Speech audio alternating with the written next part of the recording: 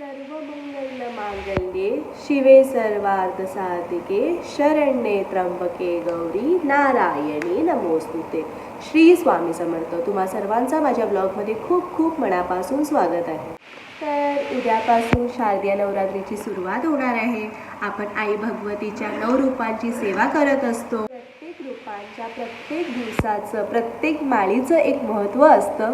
प्रत्येक देवीच्या रूपाचं काय महत्त्व आहे, त्या रूपांच्या प्रत्येक देवीच्या प्रत्येक दिवसाची आपण काय सेवा केली तर तुम्हाला काय फळ प्राप्ती होणार, ह्या संदर्भात मी तुम्हाला माहिती सांगणार आहे। ह्या नवरात्रीमध्ये देवीचे 9 रूपे कोणते, 9 माळी कोणत्या आणि 9 नैवेद्य कोणतं, ह्या संदर्भात मी तुम्हाला आज माहिती सांगणार आहे। मी जी माळ तुम्हाला सांगणार आहे ती दररोज आपल्याला आई भगवतीच्या घटासमोर तुम्हाला अर्पण करायची आहे। नैवेद्य तुम्हाला मी सांगणार आहे। 9 दिवसाचे 9 नैवेद्य असतात। ते नैवेद्य अर्पण केल्यानंतर तुम्ही स्वतः ते ग्रहण करू शकता। ते 9 दिवस तसंच देवीसमोर ठेवायचं नाही आहे।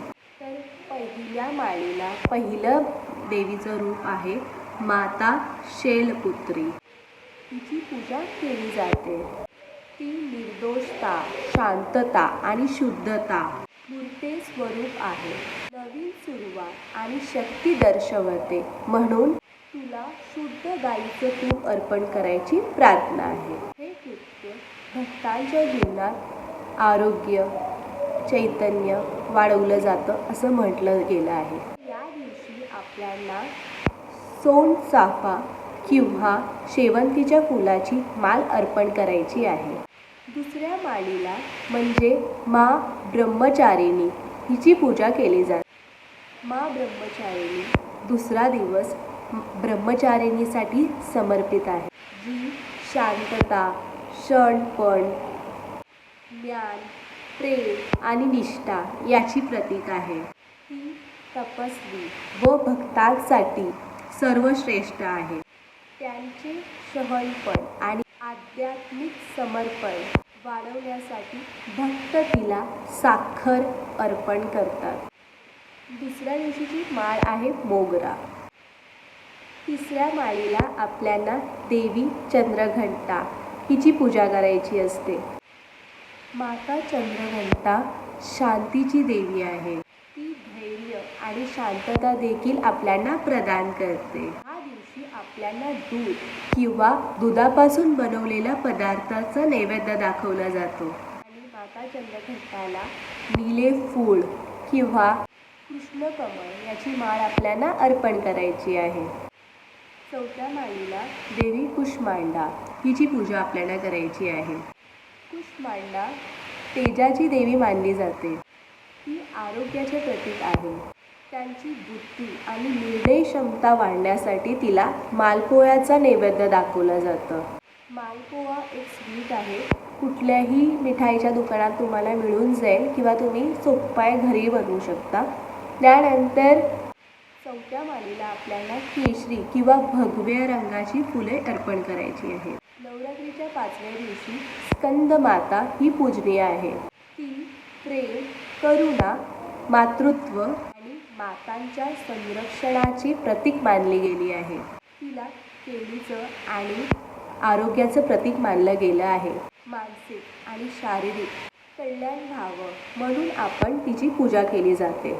माताला आपल्याला केळीचं नैवेद्य अर्पण करायचं आहे आणि 5व्या दिवशी बेलाच्या पाण्याची माळ आपल्याला अर्पण करायची आहे किंवा कुंकवाची माळ अर्पण करायची आहे। आता कुंकवाची माळ म्हणजे काय, कुठलाही एक तुम्हाला दोरा घ्यायचा आहे, त्याला थोडंसं कुंकू भिजवून त्याला कुंकू लावायचं आहे आणि ती माळ तुम्हाला अर्पण करायची आहे।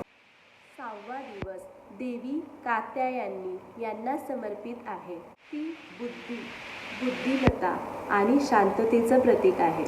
निश्चयाचे प्रतिनिधित्व करते। तिला भक्त मध अर्पण करतात त्यांच्या जीवनाचा गोडवा वाढवण्यासाठी। जीवनात काही अडचणी असेल किंवा कोणाच्या बाबतीत काही मतभेद असेल तर त्यांच्या प्रतीक गोडवा निर्माण व्हावा म्हणून आपण मध अर्पण करतो। तर 6व्या दिवशी आपल्याला कदळीच्या फुलांची माळ अर्पण करायची आहे। 7व्या दिवशी देवी कालरात्री हिची आपल्याला पूजा करायची आहे। उपासक कालरात्रीचा सन्मान करतात, जी वाईट आणि अंधाराचा नाश करते।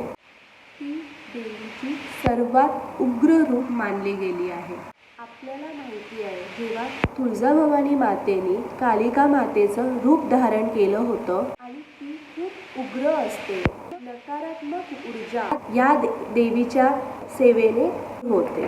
जीवनातील आव्हानावर मात करण्यासाठी आपल्याला गोडाचं प्रतीक म्हणून 7व्या माळीला गुळाचं नैवेद्य अर्पण करायचं आहे. आणि 7व्या माळीला झेंडूची फुलं किंवा नारंगीची फुलांची माळ अर्पण करायची आहे. नवरात्रीचा 8वा दिवस हा महागौरीला समर्पित आहे, जी निर्मलता, शांतता आणि पवित्रता दर्शवते.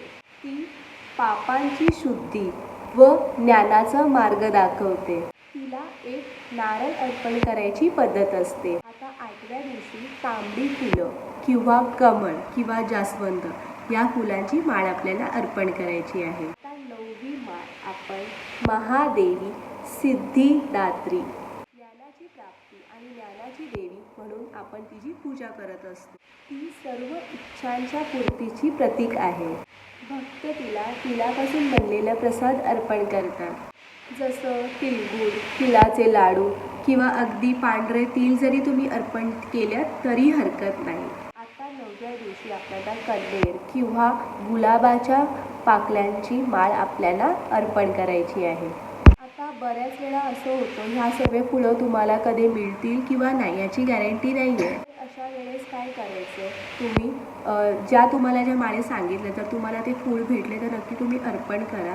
जर शक्य नाही भेटलं तर तुम्ही झेंडूची फुलंसुद्धा अर्पण करू शकता. झेंडूच्या फुलांची माळ तुम्ही अर्पण करू शकता. तर आजच्यासाठी एवढंच. तुम्हाला आजचा व्हिडिओ कसा वाटला? व्हिडिओ आवडल्यास व्हिडिओला लाईक करा, शेअर करा आणि सबस्क्राईब करा. पुन्हा भेटूया अशाच नवीन व्हिडिओसोबत. तोपर्यंत सर्वांना बाय आणि सर्वांना श्री स्वामी समर्थ.